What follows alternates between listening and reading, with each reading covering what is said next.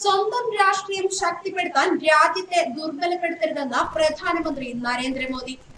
India Pakistan സംഘർഷങ്ങൾക്ക് പിന്നാലെ ഉയർന്നു വന്ന രാഷ്ട്രീയ വിമർശനങ്ങൾക്ക് മറുപടിയുമായി പ്രധാനമന്ത്രി നരേന്ദ്രമോദി രംഗത്ത്.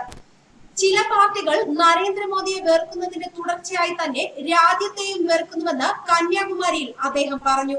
സൈന്യത്തിനൊപ്പമാണോ അതോ അല്ലയോ എന്ന് വിമർശകർ വ്യക്തമാക്കണമെന്നും പ്രധാനമന്ത്രി പറഞ്ഞു. രാജ്യസുരക്ഷയുടെ കാര്യത്തിൽ ആദ്യം ഇന്ത്യക്കാരായി നിൽക്കാൻ പഠിക്കണം. തിരഞ്ഞെടുപ്പിൽ അഴിമതിയും കള്ളപ്പണവും ചർച്ച ചെയ്യാമെന്നും അദ്ദേഹം തുറന്നടിച്ചു. ഇത്തരക്കാർ പാകിസ്ഥാനെ സഹായിക്കുകയും ഇന്ത്യയെ വ്രണപ്പെടുത്തുകയുമാണ് ചെയ്യുന്നത്. രാജ്യം സൈന്യത്തിനൊപ്പം നിന്ന് പ്രാർത്ഥിക്കുമ്പോൾ അവർ സൈന്യത്തെ സംശയത്തോടെ നോക്കുന്നു. ഭീകരർക്കെതിരെ ഇന്ത്യ നടത്തുന്ന പോരാട്ടത്തെ പോലും ചിലർക്ക് സംശയമാണ്. രാജ്യത്തിന്റെ വൈമാനികൻ പാക് തടവിൽ കഴിയവേ രാഷ്ട്രീയ പരിപാടികളും പ്രചാരണങ്ങളുമായി മുന്നോട്ട് പോയ നരേന്ദ്രമോദിയും BJPയും കടുത്ത വിമർശനങ്ങളാണ് ഏറ്റുവാങ്ങിയിരുന്നത്.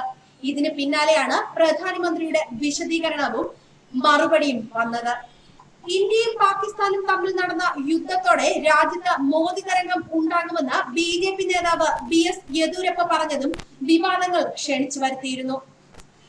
അതേസമയം പാകിസ്ഥാൻ കസ്റ്റഡിയിലുള്ള ഇന്ത്യൻ വ്യോമസേനയുടെ വിംഗ് കമാൻഡർ അഭിനന്ദനെ തിരികെ കൊണ്ടുവരാൻ വ്യോമസേനയുടെ പ്രത്യേക വിമാനം ലാഹോറിലേക്ക് അയക്കാമെന്ന് ഇന്ത്യ അറിയിച്ചെങ്കിലും ഈ നിർദ്ദേശം പാകിസ്ഥാൻ തള്ളുകയായിരുന്നു.